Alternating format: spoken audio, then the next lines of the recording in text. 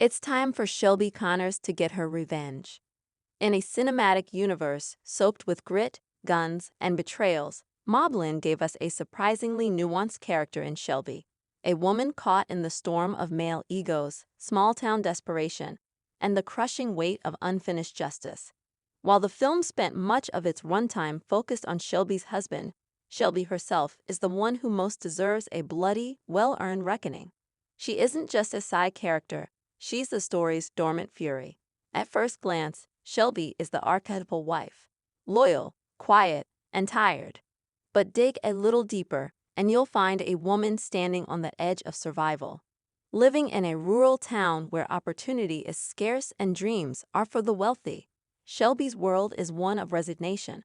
Her husband, Shelby's anchor and burden, gets involved with the wrong people, dragging their family into a world of organized crime and terminal consequences. But what MobLand failed to capitalize on, and what it must correct, is that Shelby's quiet strength is the real powder keg of the story. Let's not forget, Shelby lost everything. Not just her husband, but her sense of stability, safety, and any remaining faith she had in the systems around her. When her world falls apart, she isn't afforded the space to grieve properly. Instead, she's forced to protect her child, navigate threats from violent men, and pick up the pieces alone.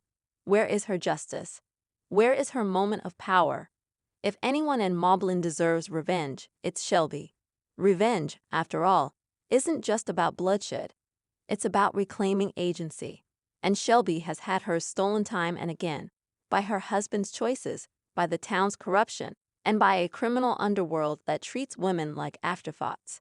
Her revenge doesn't have to come with a shotgun, although if it does, I won't complain. It could be a well-laid trap, a manipulation of power players, or even a dramatic act of sabotage, but it needs to happen. It must. The world of MobLand is unapologetically masculine, filled with crooked cops, unhinged gangsters, and tragic antiheroes. It's a world where women are expected to endure, to weep quietly, to stay home and pray the violence stays outside. But Shelby Connors has already endured too much. Her silence was not weakness. It was the quiet calculation of someone waiting to strike. And now, her time has come. We've seen the trope of the grieving widow used as a plot device countless times, often to motivate a male character's vengeance. But what if the widow takes matters into her own hands? What if Shelby doesn't forgive, doesn't forget, and certainly doesn't fade into the background? We've watched her suffer. We owe her the fire. Imagine the scene. Shelby returns to the criminal underbelly that tore her life apart. She's learned. She's watched. She knows how the game works now. There's a calmness in her rage, a quiet precision in her steps. She's not loud. She's lethal. One by one, she dismantles the chain of men who thought she was disposable. She uses what they underestimate, her invisibility, her femininity, her grief, as weapons. And when it's done, she doesn't run. She stands in the ashes and lights a cigarette. This isn't about glorifying violence. It's about justice. Cinematic, cathartic, long overdue justice. In a genre that too often sidelines women or uses them as emotional fodder, MobLand has the rare chance to do something different. It can center a woman's rage, a mother's vengeance, a widow's reckoning. Shelby Connors doesn't need to become someone else to be powerful. She just needs to stop holding back.